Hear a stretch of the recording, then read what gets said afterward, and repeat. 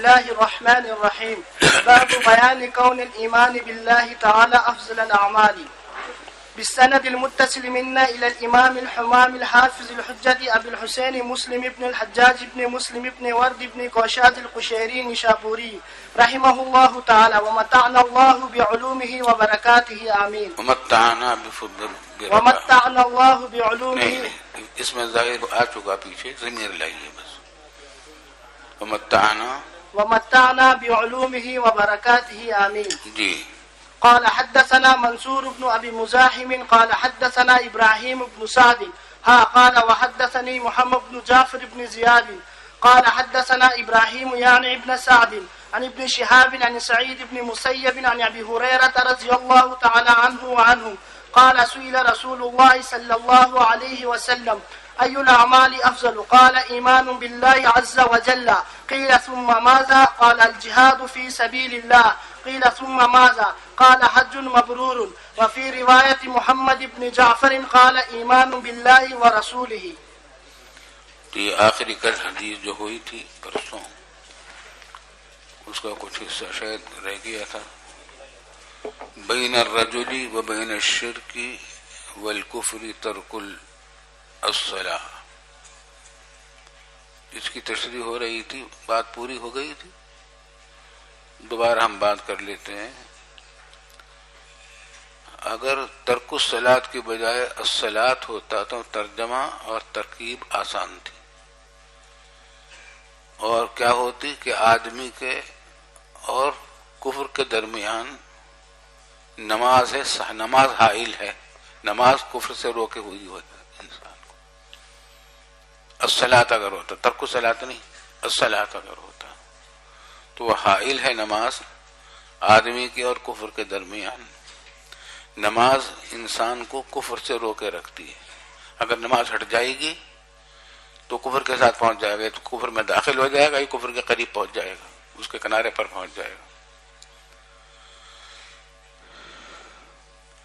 اور لیکن یہاں ہے ترک الصلاۃ. ترک الصلاۃ ہے انسان کے اور کفر کے درمیان.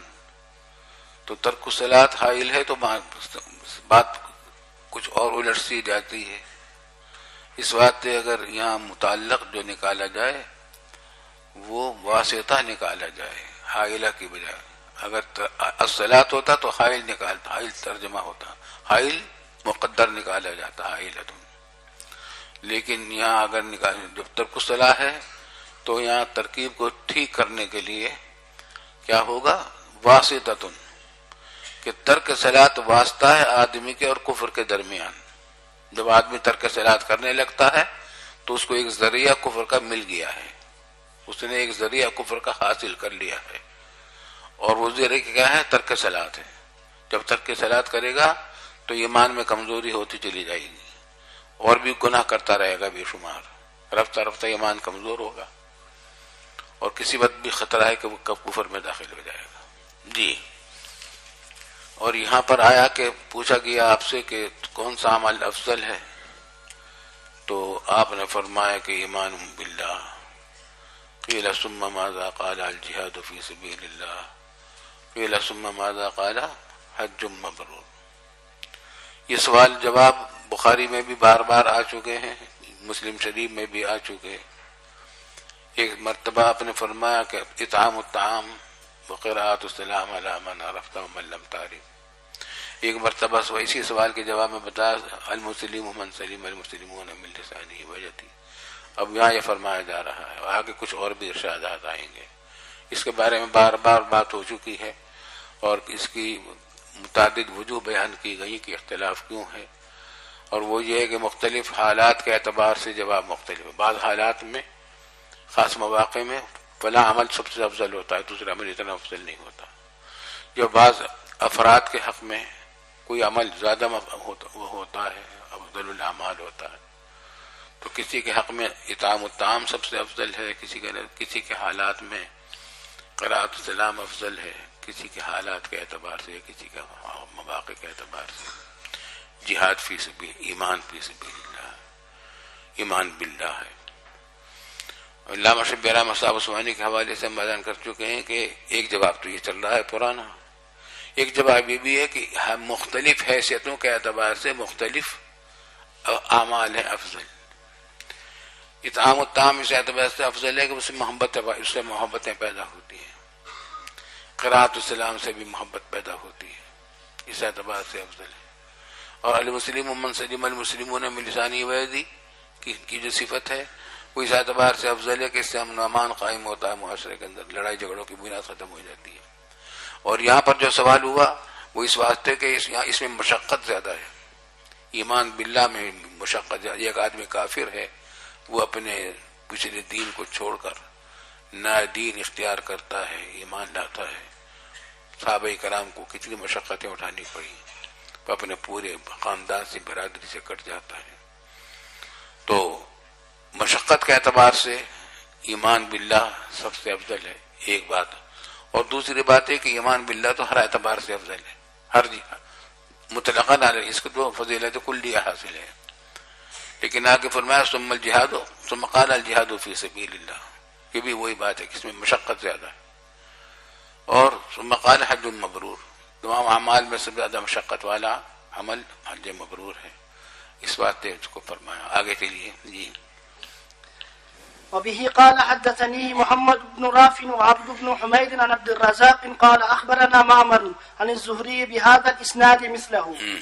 وبه قال حدثني أبو الربيع الزهراني قال حدثنا حماد بن زيد قال حدثنا هشام بن عروة قال وحدثنا خلف بن هشام ولفظ له قال حدثنا حماد بن زيد عن هشام بن عروة عن أبيه عن أبي مرابح الليثي عن أبي ذر رضي الله تعالى عنه وعنهم قال قلت يا رسول الله أي الأعمال أفضل؟ قال الإيمان بالله والجهاد في سبيله. قال قلت أي الرقاب أفضل؟ قال أنفس. انہوں نے پوچھا کہ أي الرقاب أفضل، یعنی اعتاق أي الرقاب أفضل، کیسے غلام کو سب سے زیادہ آزاد کرنا سب سے زیادہ افضل ہے. جی.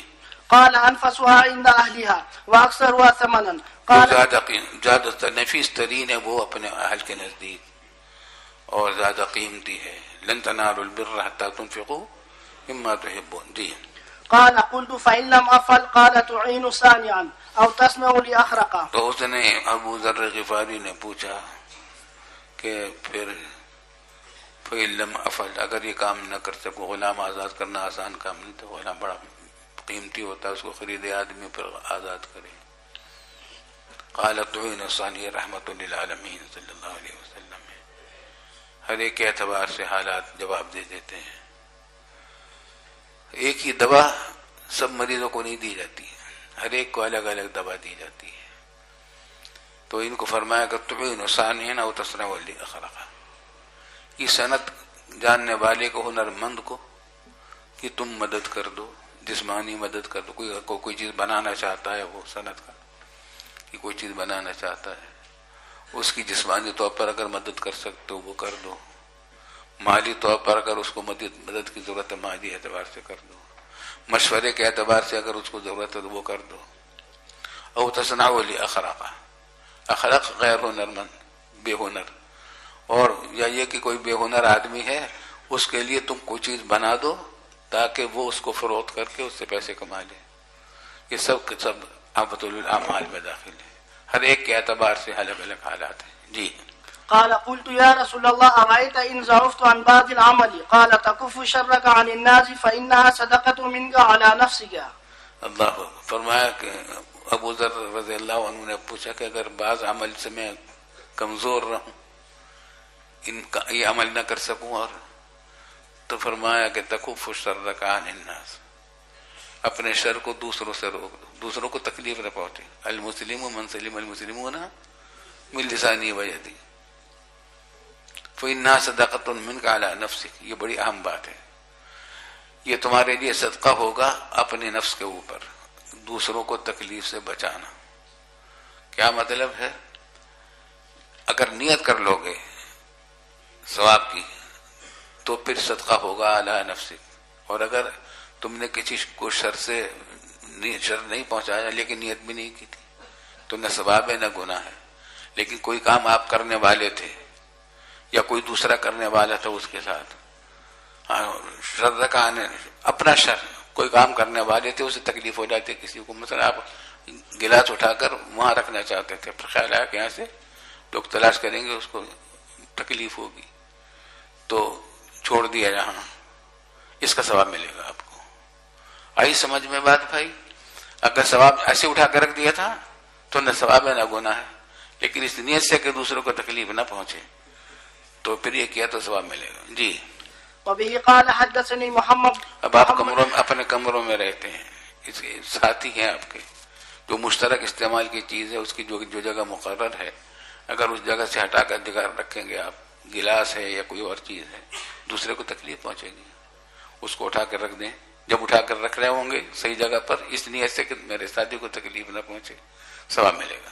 جی وبه قال حدثني محمد بن رافع وعبد بن حميد قال أخبرنا قال عبد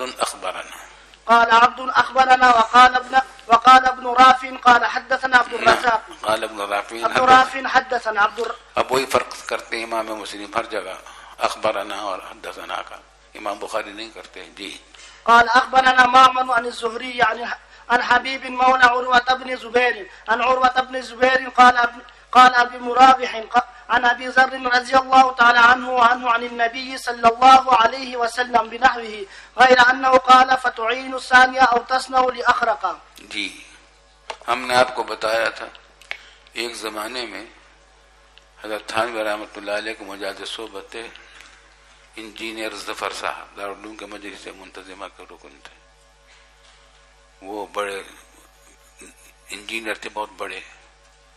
انہوں نے پہلی مرتبہ سورج کی گرمی کو استعمال کرنے کے لیے استعمال کیا تھا۔ اس سے پہلے یہ ٹیکنالوجی دنیا میں کسی کے پاس نہیں تھی، نہ امریکہ میں نہ پاکستان میں، کہ سورج کی روشنی، سورج کی گرمائی کو، حرارت کو استعمال کیا جائے۔ چولہے میں استعمال کیا انہوں نے، اس سے چولہا بنایا تھا انہوں نے، اور اس سے سورج کی روشنی سے کھانا پکا کے والد صاحب کی دعوت کی انہوں نے، اور غالباً میں بھی شریک تھا اس دعوت میں، ہمارے بچپن کا زمانہ تھا۔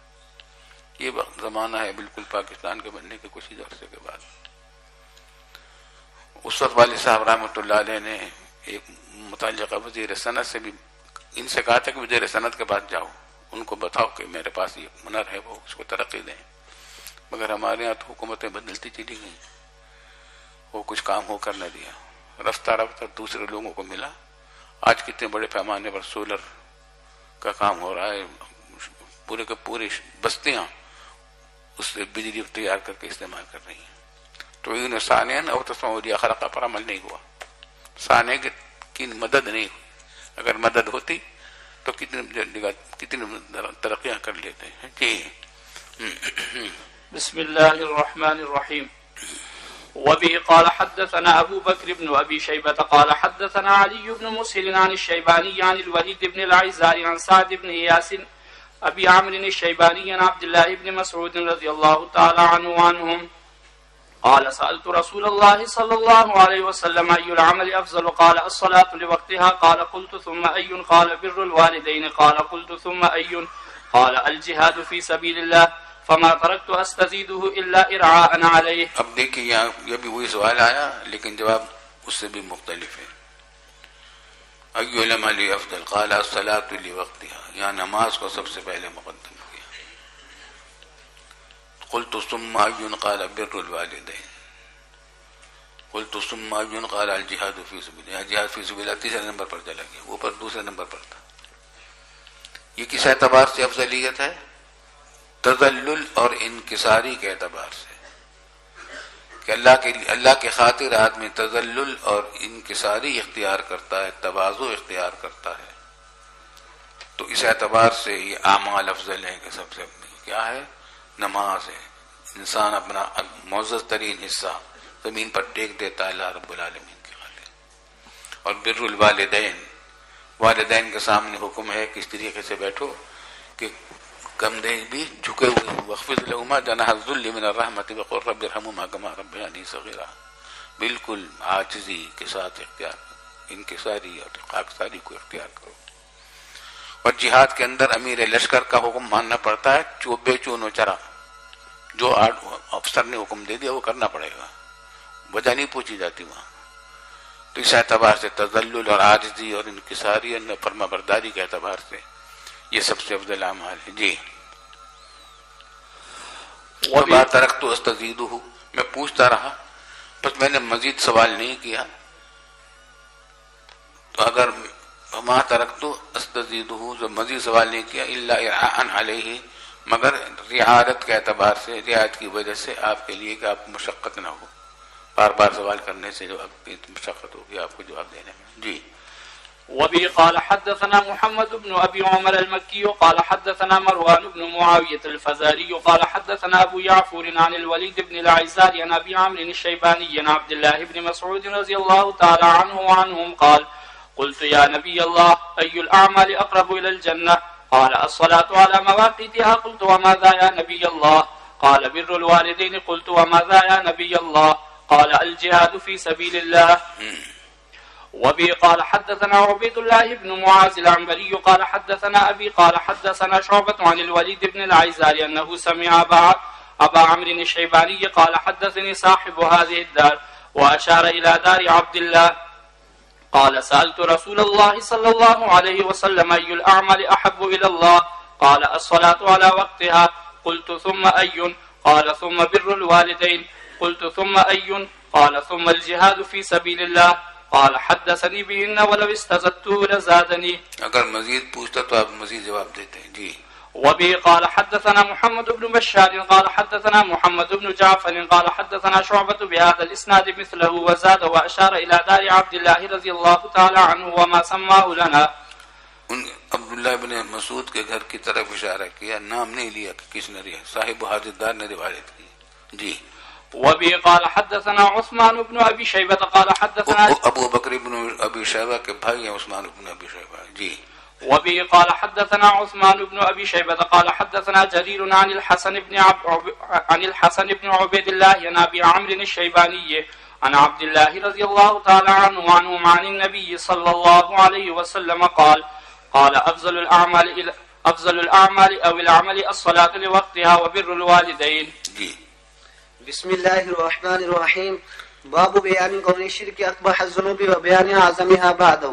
وبه قال حدثنا عثمان بن أبي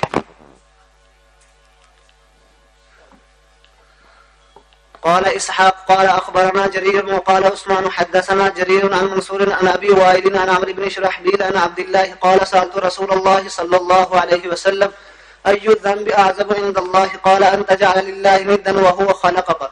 قال قلت له إن ذلك لعظيم. قال قلت ثم أي؟ قال ثم أن تقتل ولدك مخافة أن يطعم معك. قال قلت ثم أي؟ قال ثم أن تزاني حليلة جارك. اب تک افضل الاعمال کا ذکر چل رہا تھا، اب اعظم الذنوب کا حکم کی باتیں ان کا بیان اب شروع ہوا.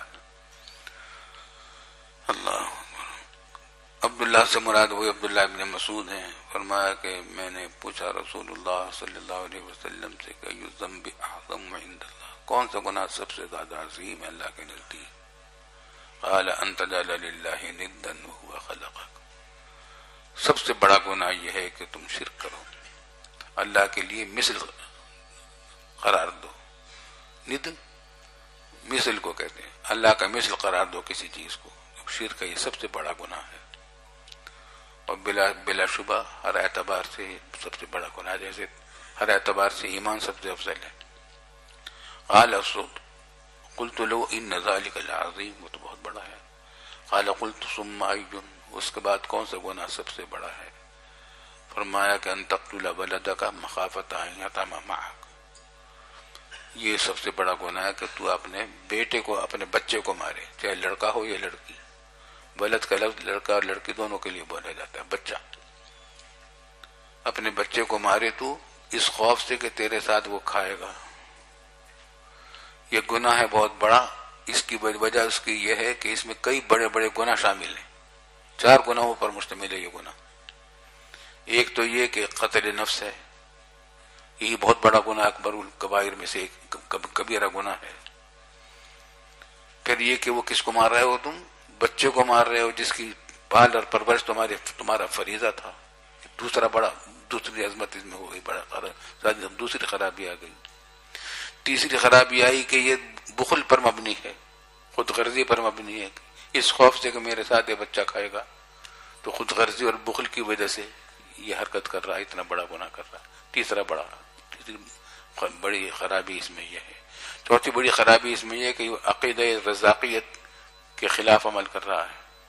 ان اللہ هو الرزاق ذو القوة المتین فرمایا، وما من دابۃ فی الارض الا علی اللہ رزقها. یہ وعدہ کر رکھا تھا، اس طرف دھیان نہیں کر رہا ہے وہ.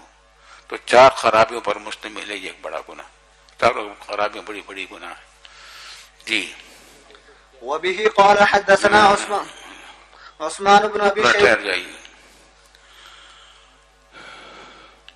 البتہ ایک ہے ضبط ولادت. آج کے لیے مسئلہ چل رہا ہے مشرقی ممالک میں کہ بچہ پیدائش بچوں کی کم ہو، آبادی زیادہ نہ ہو. زیادہ ہوگی تو کھانے پینے میں بڑی مسائل بہت پیدا ہو جائیں گے. تو یا کسی بعض اوقات کچھ آزار ہوتے ہیں، اس کی وجہ سے معلوم ہے کہ عورت بچے کے حمل کو برداشت نہیں کر سکے گی. ایسی صورتوں کے اندر ضبط ولادت کی گنجائش ہوتی ہے، ایسے ذرائع اختیار کر لیے جائیں. لیکن اس خیال سے کہ کھائیں گا کہاں سے، یہ عقیدہ رزاقیت کے خلاف ہے، توکل کے منافی ہے. کوئی مجبوری پیش آ جائے تو الگ بات ہے، اور اس میں بھی بہتر یہ ہے، اصل مسئلہ یہ ہے کہ بچہ دانیوں کو ختم نہ کر دیا جائے، بلکہ دواؤں کے ذریعے سے کنٹرول کیا جائے، دوسرے ذرائع سے کنٹرول کیا جائے. لیکن اگر یہ اندازہ ہو کہ یہ کرنا ضروری ہے، حمل ہی کو اس قابل نہ چھوڑا جائے کہ وہ اس میں حامل قرار پا سکے، رحم ہی کو اس قابل نہ چھوڑا جائے، تو مجبوری کی صورت میں اس کا کیا جا سکتا ہے. تو جو یا اس وجہ سے کہ آدمی کو یہ خیال ہے کہ میں بچوں کو پالنے کا اتنا وقت نہیں نکال سکوں گا، بچے ہو جائیں گے تو میں ان کو ان کی تعلیم و تربیت کا نظام میں نہیں کر سکوں گا، میں سفر میں رہتا ہوں جاتا ہوں تو میں اس کو یہ کر لوں. تو مکروہ عذر کی وجہ سے مکروہ ہے تنظیم، بلا عذر کرنا ناجائز ہے، اور عذر کے ساتھ کرنے میں مکروہ تنظیم ہے اگر عذر شدید نہیں ہے، اور شدید ہے تو جائز ہے. وزارت بہبود پاکستان میں اسی کام کے لیے قائم ہے.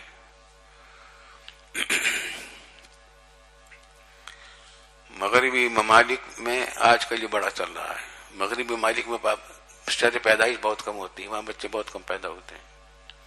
ہمارے مشرقی ممالک میں، مسلمان ممالک میں بہت پیدا ہوتے ہیں. اور جرمنی والوں کے ہاں تو بہت ہی پیدائش میں کمی آ گئی تھی. جنگ عظیم میں مرد مارے گئے، بے شمار قتل ہو گئے، اور جنگ عظیم کا مرکز تھا جرمنی، ہٹلر وہیں کا تھا.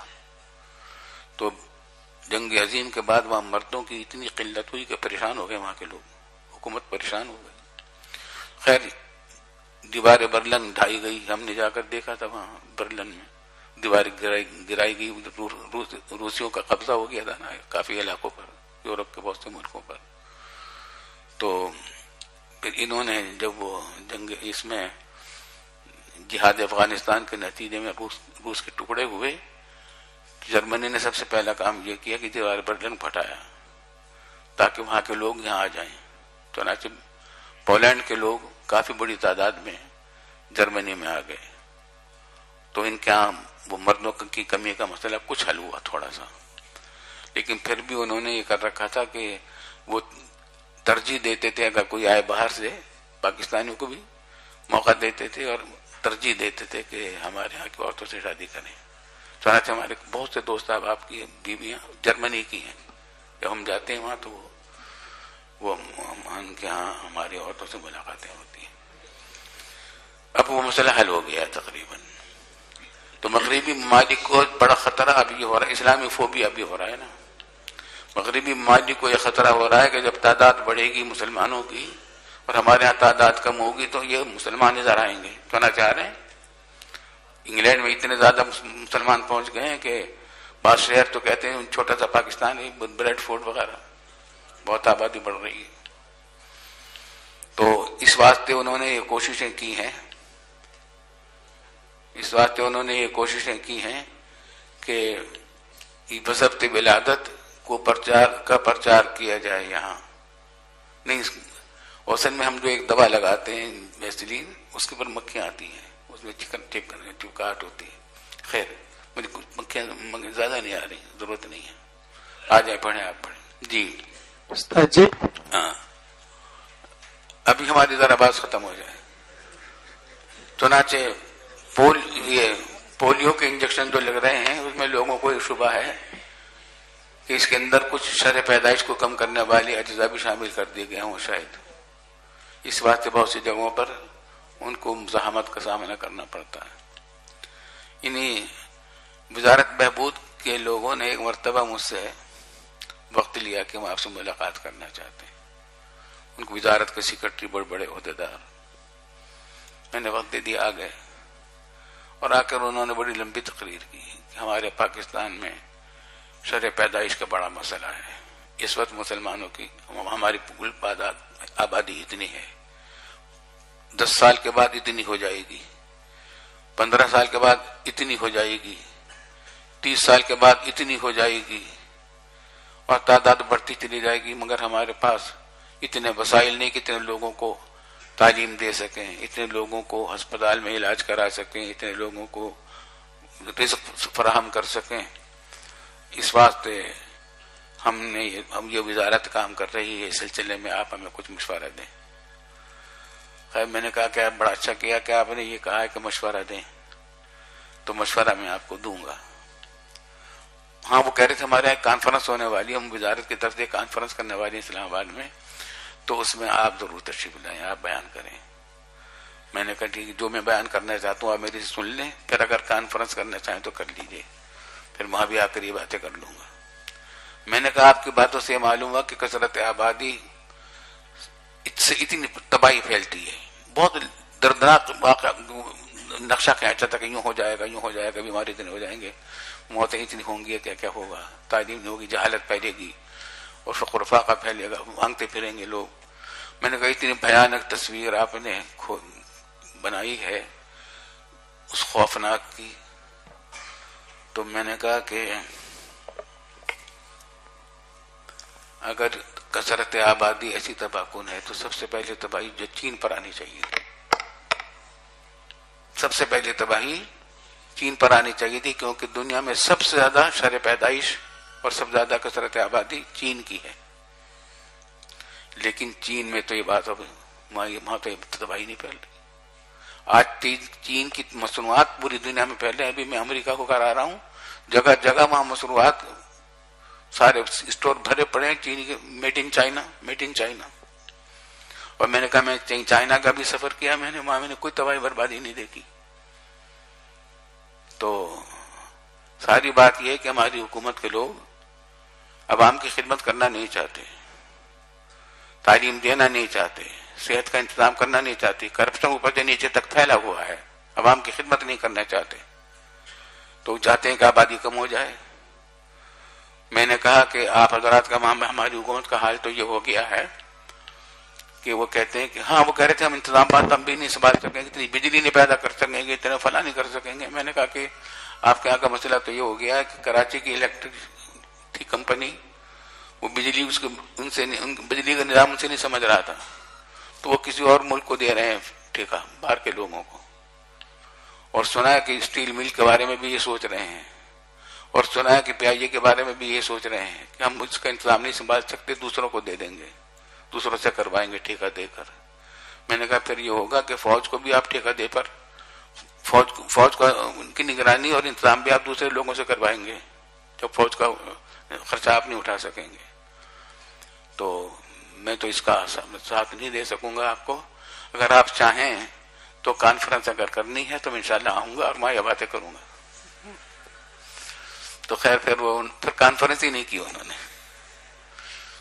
چلیے. وبه قال حدثنا مخافات تمام. ہاں کوئی پوچھ رہا تھا طالب علم. ہاں جی، اولاد کو قتل کرنا بڑا گناہ ہے یا والد کو؟ اس حدیث سے یہ معلوم ہو رہا ہے کہ ولد کو قتل کرنا بنسبت والد کے بہت بڑا گناہ ہے. ہاں دونوں بہت بڑے گناہ ہیں، لیکن والد کو کوئی قتل نہیں کرتا، بچوں کو قتل کرتے تھے عرب لوگ. اس بات سے خاص طور سے اس کو ذکر کیا گیا، بچیوں کو قتل کرتے تھے. یہ سوال ہے سر یہ پولیو کے حوالے سے جو تاثر پایا جاتا ہے کہ اس سے شرح پیدائش کو کم کر دیا جاتا ہے، یہ صحیح ہے؟ اندیشہ ہے، چنانچہ مجھ سے اس کی بھی کانفرنس سے بہت ہوئی ہیں، اسلام آباد میں بار بار میں بلایا گیا ہوں، تو میں نے یہ سوال اٹھایا وہاں کانفرنس میں، ڈاکٹر صاحبان تھے، اب سارے حکام تھے کہ آپ ہماری مدد کریں. میں نے کہا مدد ضرور کریں گے، باقی ایسا مسئلہ ہے، پولیو بیماری پہلے مسلمان معذور بنے، اس کا علاج تو ہونا چاہیے، اور قابل اعتماد ڈاکٹروں سے ہم بھی اپنے بچوں کا کرواتے ہیں، لگواتے ہیں، پولیو کے انجیکشن لگوائے ہیں ہم نے سب بچوں کو. لیکن جن لوگوں کو یہ شبہ ہے اس وجہ سے ہے کہ وہ جو پولیو کے انجیکشن لگانے والے آئے ہیں ان کو ہم نہیں جانتے، وہ نہیں جانتے کہ یہ قابل اعتماد لوگ ہیں یا نہیں ہیں. ہو سکتا ہے کہ یہ انجیکشن کے اندر کچھ چیزیں انہوں نے شامل کر رکھی ہیں شرح پیدائش کو کرنے والی. اعتماد کیسے پیدا ہوگا؟ کہنے لگے کہ وہ تو سب لکھا ہوا ہوتا ہے اسی انجیکشن پر. میں نے کہا مجھے ڈیٹیل لکھ کر لائیے. تو ایک وہی ڈاکٹر صاحب اگلی مرتبہ بھیجا، انہوں نے لکھا ہوا کہ فلاں فلاں اجزاء. میں نے کہا اس کو آپ نے کبھی چیک کیا کہ جو لکھے ہوئے کہ فلاں فلاں اجزاء اس میں ہے اور دوسرا کوئی نہیں ہے؟ لیبارٹری میں کوئی چیک کیا آپ نے؟ کانفرنس ہوئی دوبارہ، اس میں نے پوچھا وہاں کے جو سب سے بڑے ڈاکٹر تھے، کہنے لگے وہ تو چیک نہیں پہ، وہ تو سب قابل اعتماد ہوتے ہیں، سب اعتماد ہوتا ہے، ان کے اوپر چیک کرنے کی کوئی ضرورت نہیں، تمام دواؤں کے اندر استدعا ہوتا ہے. میں نے کہا نہیں، تمام دواؤں کے اندر تو یہ ہوتا ہے کہ چیک بھی کر لیتے ہیں. اس کو بھی کبھی چیک کیا آپ لوگوں نے؟ کہنے لگے نہیں، ہمارے کوئی ایسی لیبارٹری نہیں ہے جو اس کو چیک کر سکے. میں نے کہا بڑی افسوسناک بات ہے کہ اتنی بڑا تحریک لے کر چل رہے ہیں آپ اور آپ کے پاس لیبارٹری تک نہیں اس کے اندر چیک کر سکیں کہ جنہوں نے دوائیں دی ہیں وہ صحیح لکھی ہیں، انہوں نے جو اچھا لکھے ہیں صحیح لکھے ہیں یا نہیں لکھے. ان کا کوئی جواب نہیں تھا. میں نے کہا آپ لیبارٹری یہاں قائم کریں، پھر ہم سے تائید کرائیے ان کی. اس سے پہلے ہم کوئی علی الاطلاق تائید نہیں کریں گے. ہم یہ بتائیں گے کہ قابل اعتماد ڈاکٹروں سے لگواؤ، جن پر اعتماد ہو. جن پر اعتماد ہو مجھ سے مت لگواؤ، ان کا مشورہ نہیں دیتے. وبه قال حدثنا ابن ابي شيبه واسحاق نہیں ٹھہر جا بھائی، ٹھہر جا. بس جس کو عبارت کی پڑھی ہوئی ہے اس کو کچھ نہیں خبر کہ کیا لکھا ہے اس میں. قال قلت ثم اي، پھر کون سا بڑا گناہ سب سے زیادہ ہے؟ تیسرا نمبر کا سوال. فرمایا کہ انتزانی حلیلۃ جاری، تو مزانات کرے. زنا کا لفظ نہیں ہے، باب مفعلہ ہے. تو مزانات کرے بیوی سے اپنے پڑوسی کی. بل تو زنا خود کبیرہ گناہ ہے، بہت بڑا کبیرہ گناہ ہے. یہ بھی 4 گناہوں پر مشتمل ہے. گناہ سب بہت بڑا کبیرہ ہے، پھر وہ دوسرے کی بیوی کے ساتھ زنا کر رہا ہے، جو دوسرے کے حق میں ڈاکہ ڈال رہا ہے. تیسرے خرابی اس کے اندر یہ کہ پڑوسی کی بیوی، حالانکہ پڑوسی کی جان و مال اور آبرو کی حفاظت ایک پڑوسی کی فرائض میں سے ہوتی ہے، اس کی حمایت کرنا، دیکھنا، تو بجائے اس کی حفاظت کرنے کے ڈاکہ ڈال رہا ہے اس کی عزت پر. تیسری خرابی. اور چوتھی خرابی ہے کہ صرف زنا نہیں بلکہ مزانات ہے. اس کو اپنا دوست بنا لیا ہے، زنا کا ساتھی بنا لیا ہے اس کو. جیسے میاں بیوی اپنے ساتھی ہوتے ہیں اس کام جماع کے لیے، ایسا اس کو بنا لیا ہے، جس کی وجہ سے شوہر کے اوپر یہ عورت کیا ہو گئی؟ فاسد ہو گئی. وہ عورت اب شوہر کے ساتھ رہنا پسند نہیں کرے گی، شوہر کو ساتھ وفاداری کے اندازہ نہیں اختیار کرے گی. تو 4 گناہوں کا مجموعہ ہے یہ. اس وجہ سے آپ نے اکبر اعظم الذنوب فرمایا. چلیے آگے. وبه قال حدثنا عثمان بن ابي شيبه واسحاق بن ابراهيم جميعا عن جرير قال عثمان قال حدثنا جرير عن الاعمش نبي وائل عن عمرو بن شرحبيل قال عبد الله رضي الله عنه قال رجل يا رسول الله اي ذنب اكبر عند الله قال ان تدعو لله ندا وهو خلقك قال ثم اي قال ان تقتل ولدك مخافه ان يطعم معك قال ثم اي قال ان تزاني حليلة جارك فانزل الله عز وجل تصديقها والذين لا يدعون مع الله إلها آخر ولا يقتلون النفس الذي حرم الله إلا بالحق ولا يزنون ومن يفعل ذلك يلقى أثاما. اس میں انہی 3 گناہوں کا ذکر ہے. جی. باب الكبائر وأكبرها. وبه قال حدثني عمرو بن محمد بن بكير بن محمد الناقد قال حدثنا إسماعيل بن علية عن سعيد الجريري قال حدثنا عبد الرحمن بن أبي بكر عن أبيه رضي الله عنه قال كنا عند رسول الله صلى الله عليه وسلم فقال ألا أنبئكم بأكبر الكبائر ثلاثا الإشراك بالله ثلاثا قاله ثلاثا سأل رسول الله صلى الله عليه وسلم ثلاثا الإشراك بالله وعقوق الوالدين وشهادة الزور أو قال قول الزور وكان رسول الله صلى الله عليه وسلم متكئا فجلس فما زال يكررها حتى قلنا ليته سكت. اللہ اکبر. اس حدیث کا خلاصہ آپ بخاری میں بھی پڑھ چکے ہیں. آپ نے پوچھا کہ کیا تم کو اکبر الکبائر نہ بتاؤں؟ 3 مرتبہ پوچھا. پھر آپ نے جواب خود ہی فرمایا کہ الاشراک باللہ، یہ تو ہے ہی سب سے بڑا گناہ.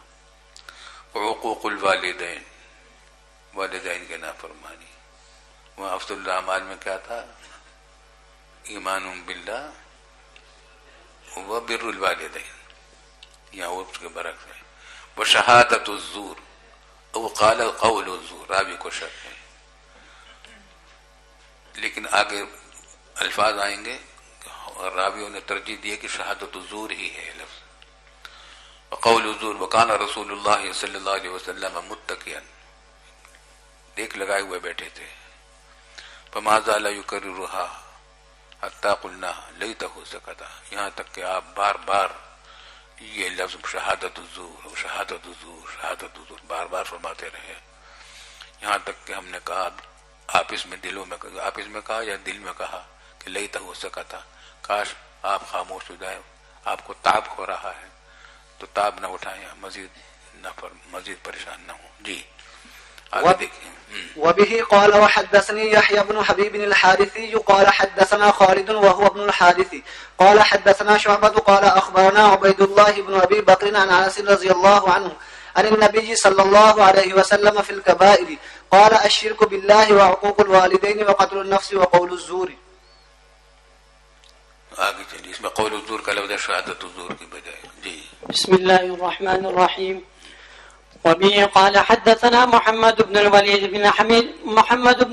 بن عبد الحميد قال حدثنا محمد بن جعفر قال حدثنا شعبة قال حدثني عبيد الله بن أبي بكر قال سمعت أنس بن مالك رضي الله عنه وعنهم قال ذكر رسول الله صلى الله عليه وسلم الكبائر أو قال سئل عن الكبائر فقال الشرك بالله وقتل النفس وعقوق الوالدين وقال ألا أنبئكم بأكبر الكبائر قال قول الزور أو قال شهادة الزور قال شعبة وأكبر ظني أنه شهادة الزور. شعبہ کہتے ہیں کہ میرا غالب گمان یہ ہے کہ شہادت الزور کا لفظ تھا قول الزور کی بجائے.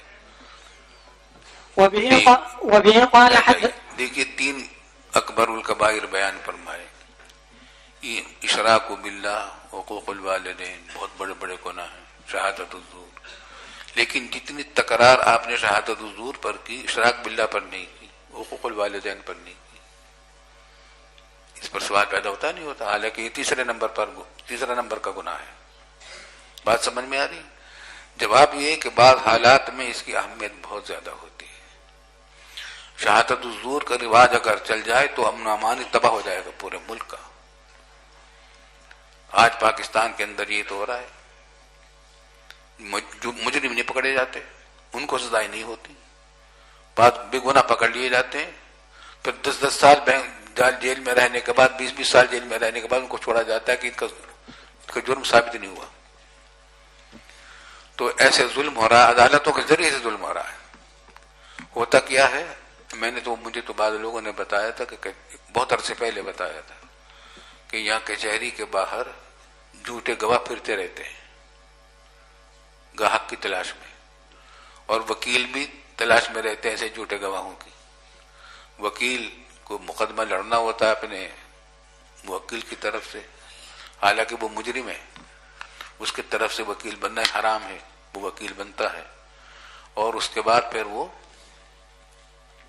جھوٹے گواہ تلاش کرتا ہے، جھوٹے گواہ کو سبق پڑھاتا ہے کہ دیکھو تم فلاں یہ بات کہنی ہے، تمہیں اس طرح کہنی ہے، فلاں لفظ بولنا ہے عدالت میں. اس وجہ سے تباہی پھیل رہی ہے. عدالت ظلم کا ستم کا بازار گرم ہو جاتا ہے. اس واسطے رسول اللہ صلی اللہ علیہ وسلم نے اس پر اس وجہ سے اہمیت کا بیان فرمایا کہ بعض لوگ اس کی اہمیت نہیں سمجھتے تاکہ اس کی اہمیت کا احساس زیادہ کریں. جی مطلب یہ کہ شرک کو تو سب سے زیادہ اہم جانتے ہی ہیں, وہ قول والدین کو بھی سب جانتے ہیں, شہادت حضور کے بارے میں اتنا لوگ نہیں جانتے جتنا کہ یہ ہے. جی. وبه قال حدثنا هارون بن سعيد الأيلي قال حدثنا ابن وهب قال حدثني سليمان بن بلال عن ثور بن زيد عن أبي الغيث عن أبي هريرة رضي الله عنه أن رسول الله صلى الله عليه وسلم قال اجتنبوا السبع الموبقات. قيل يا رسول الله بچو تم 7 موبقات سے, 7 خصلتوں سے جو تباہ برباد کرنے والی مہلکات. جی. قيل يا رسول الله وما هن؟ قال الشرك بالله والسحر وقتل النفس التي حرم الله إلا بالحق وأكل مال اليتيم وأكل الربا والتولي يوم الزحف وقذف المحصنات والتولي يوم الزحف يوم الحرب. ہر اصل میں زحف تو کہتے ہیں سرین کے بل چلنا. پھر چونکہ لشکر بہت آہستہ چلتا ہے اس واسطے اس کو بھی لشکر کو بھی زحف کہا جانے لگا, اور لشکر کے نتیجے میں چونکہ جنگ ہوتی ہے تو اسے جنگ مراد لی جانے لگی, یا جنگ مراد ہے. جی. والتولي يوم الزحف وقذف المحصنات الغافلات المؤمنات. اور تہمت لگانا زنا کی پاک دامن عورتوں کو جو غافلات ہیں, بھولی بھالی ہیں, وہ غفلت میں رہتی ہیں, اس قسم کے گناہوں سے دھیان بھی ان کو نہیں جاتا, ایسی خواتین کو اوپر تہمت لگانا. جی. پڑھو بھائی. وبه قال حدثنا قتيبة بن سعيد قال حدثنا الليث عن ابن الهادي عن سعد بن إبراهيم عن حميد بن عبد الرحمن عن عبد الله بن عمرو بن العاص رضي الله عنهما أن رسول الله صلى الله عليه وسلم قال من الكبائر شتم الرجل والديه. قالوا يا رسول الله وهل يشتم الرجل والديه؟ قالوا نعم, يسب أبا الرجل فيسب أباه ويسب أمه فيسب أمه. لوگوں نے پوچھا, حضور صلی اللہ علیہ وسلم نے فرمایا کہ کبائر میں سے یہ بات بھی ہے کہ آدمی اپنے والدین کو گالی دے. صحابہ کرام نے پوچھا یا رسول اللہ وَهَلْ يَشْتِمُ الرَّجُلُ وَالِدَيْهِ؟ استفہام میں تعجب ہے کہ کیا کوئی ایسا ہوتا ہے کہ اپنے ماں باپ کو بھی گالی دے؟ تو آپ نے فرمایا کہ نام ہوتا ہے, لیکن اس کا طریقہ یہ ہے کہ يَسُبُّ أَبَا الرَّجُلِ فَيَسُبُّ أَبَاهُ وَيَسُبُّ أُمَّهُ, کہ دوسرے کے باپ کو گالی دیتا ہے, جو اس کی ماں کو گالی دیتا ہے تو وہ بھی اس کے باپ اور ماں کو گالی دیتا ہے, تو ذریعہ بنا وہ اپنے ماں باپ کو گالی دینے کا. اس سے معلوم ہوا کہ جس طریقے سے ماں باپ کو گالی دینا کبیرہ گناہ ہے, ایسا کام کرنا جس کی وجہ سے دوسرا گالی دے ماں باپ کو, وہ بھی ایسے ہی تقریباً اسی درجے میں ہے. جی. وبه قال حدثنا ابو بكر بن ابي شيبة ومحمد. اسی طرح ایک بات یہ بھی معلوم ہوئی کہ دوسروں کو گالی دینا تو ہے ہی نہیں جائز, بلکہ پھر دوسروں کے بڑوں کو, بزرگوں کو گالی دینا اس سے اور زیادہ ہے. ولا تسبوا الذين يدعون من دون الله فسبوا الله عدوا بغير علم, دوسروں کے بتوں کو بھی گالیاں نہ دو. جی. وبه قال حدثنا ابو بكر بن ابي شيبة ومحمد بن المثنى وابن بشار جميعا عن محمد بن جعفر. کون پڑھ رہا ہے؟ کون پڑھ رہا ہے بھائی؟ Seat number 232. ہاتھ اٹھا لو. اچھا شاباش. عن محمد بن جعفر عن شعبة قال وحدثني محمد بن حاتم قال حدثنا يحيى بن سعيد قال حدثنا سفيان كلاهما عن سعد بن إبراهيم بهذا الإسناد مثله. بسم الله الرحمن الرحيم. باب تحريم الكبر وبيانه. به قال حدثنا محمد بن المثنى ومحمد بن بشار وإبراهيم بن دينار جميعا عن يحيى بن حماد قال ابن المثنى حدثني يحيى بن حماد قال أخبرنا شعبة عن أبان بن تعربة عن فضيل بن عمرو الفقيمي عن إبراهيم النخعي عن علقمة عن عبد الله بن مسعود رضي الله عنه عن النبي صلى الله عليه وسلم قال لا يدخل الجنة من كان في قلبه مثقال ذرة من كبر. قال رجل إن الرجل يحب أن يكون ثوبه حسنة ونعله حسنة. قال إن الله جميل يحب الجمال. الكبر بطر الحق وغمط الناس.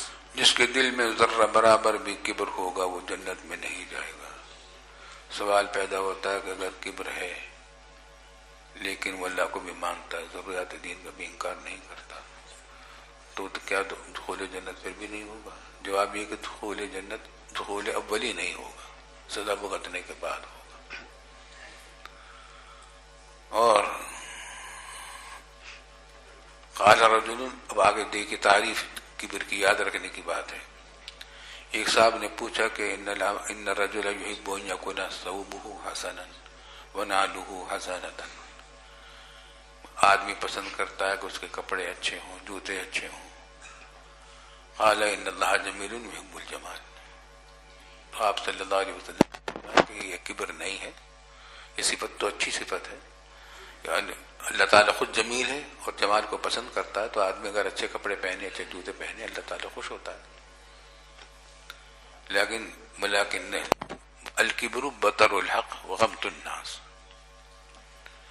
کبر تو بطر الحق ہے، حق کو دفع کر دینا. یعنی حق کو کسی نے حق بات کہی اور سمجھ میں بھی آ گئی کہ یہ حق کہہ رہا ہے، مگر اس کے بعد مانتا نہیں کیونکہ یہ چھوٹا سا ہے، یہ مخالف ہے، تو یہ تکبر کی بات ہے. لیکن یہ علامت کبر ہے، حقیقت کبر یہ نہیں ہے، نتیجہ ہے کبر کا اور علامت کبر کی. حقیقت جو ہے وہ یہ کہ غمط الناس، یہ ہے ابتاری، دوسروں کو اپنے سے حقیر سمجھنا، یہ ہے تکبر. حتیٰ کہ کسی کافر کو بھی اپنے سے حقیر سمجھنا جائز نہیں ہے، کیونکہ کچھ نہیں پتا کہ آخری انجام کیا ہونے والا ہے. ہو سکتا ہے کہ اس کو ایمان کی دولت مل جائے مرنے سے پہلے، اور خدا نخواستہ کبر کرنے والا کفر اختیار کر لیا، کیونکہ خاتمہ کس حالت میں ہوگا کچھ نہیں پتا. اس بات سے کسی کو بھی اپنے سے حقیر نہیں، کافر کو تو حقیر سمجھیں، کافر کو حقیر نہیں سمجھیں گے، کفر کو حقیر سمجھیں گے، کافر کو نہیں. کتے کو بھی اپنے سے حقیر نہیں سمجھ سکتے، کیونکہ کچھ نہیں پتا انجام کیا ہونے والا ہے. کتے سے آخرت میں سوال نہیں ہوگا نماز کا، روزوں کا، اور تمہارے سے سوال ہونے والا ہے. تو کچھ نہیں پتا کہ آخرت میں آخر میں انجام کیا ہونے والا ہے. بات سمجھ میں آ رہی؟ تو کافر کو برا، کافر کو حقیر نہ سمجھو، اپنے سے حقیر نہ سمجھو. مشرک کو اپنے سے حقیر نہ سمجھو، کفر اور شرک کو حقیر سمجھو. آج کل ہندوستان میں ماشاءاللہ یہ کام ہو رہا ہے. مولانا کلیم اللہ صاحب کام کر رہے ہیں بہت بڑے پیمانے پر. بہت ہندو مشرف اسلام ہو گئے. وہ کہتے ہیں کہ ہم کافروں کو برا نہیں کہتے، مشرکین کو برا نہیں کہتے، ہم تو کفر کو اور شرک کو برا کہتے ہیں، بت پرستی کو برا کہتے ہیں. بڑا اچھا کام کر رہے ہیں وہ. بہت لوگ مشرف اسلام ہو گئے، بڑے بڑے ڈاکٹر مشرف اسلام ہو گئے. جی. وبه قال حدثنا منجاب بن الحارث التميمي وسويد بن سعيد خوب كلاهما. سمجھ لیجیے کبر کی حقیقت یہ ہے کہ دوسرے کو حقیر سمجھے. لیکن ایک بات سمجھ لیجیے، ہر چیز کی ایک حد ہے. وہی دین میں ہر چیز کی حد ہے. تواضع کی بھی ایک حد ہے. تواضع اتنی اختیار کرنا کہ وہ عزت نفس مجروح ہو جائے، عزت نفس کے خلاف ہو، یہ بھی ٹھیک نہیں. اپنے آپ کو ذلیل کرنا یہ بھی ٹھیک نہیں، عزت نفس کے خلاف ہے. اب دوسروں کو حقیر سمجھنا یہ تکبر ہے. دونوں کے درمیان اعتدال رکھنا ہے، اور یہ مشکل کام ہے. اسی واسطے بہت سے لوگوں کے اندر کبر ہوتا ہے، پتہ نہیں چلتا ان کو کے اندر کبر ہے. تو وہ علماء بیعت جو ہونے والے ہوتے ہیں، بزرگوں سے ان کی صحبت میں رہتے ہیں، ان کو یہ باتیں ملتی ہیں. ان کا معلم مربی جو ہوتا ہے وہ بتاتا ہے تمہارے اندر کبر ہے، اور کبر کا فلاں علاج کرو، یہ علاج کرو، یہ علاج کرو. جی. ایک سوال ہے استاد. ہاں بھائی. استاد جی، حدیث میں سحر کو بڑا گناہ قرار دیا گیا ہے. سوال یہ کہ شریعت میں ساحر کا سزا کیا ہے؟ سزا کیا ہے؟ حد مقرر نہیں. تعزیر بڑی سے بڑی تعزیر جا سکتی، قتل بھی کیا جا سکتا ہے. چلیے آگے. وبه قال حدثنا منجاب بن الحارث التميمي وسويد بن سعيد كلاهما عن علي بن مسهر قال منجاب أخبرنا ابن مسهر عن الأعمش عن إبراهيم عن علقمة عن عبد الله رضي الله عنه وعنهم قال رسول الله صلى الله عليه وسلم لا يدخل النار أحد في قلبه مثقال حبة خردل من إيمان ولا يدخل الجنة أحد في قلبه مثقال حبة خردل من كبرياء. وبه قال حدثنا محمد بن بشار قال حدثنا نار میں داخل نہیں ہوگا کوئی شخص جس کے دل میں ذرہ برابر بھی ایمان ہوگا، یعنی وہ تصدیق بالقلب. وہ کہاں نہیں داخل نہیں ہوگا؟ نار میں داخل نہیں ہوگا. یہاں پر وہی سوال پیدا ہوگا جو بہت ساری بار بار آ چکا ہے. یہ تو نار الخلود مراد ہے، آ رہی سمجھ میں بات؟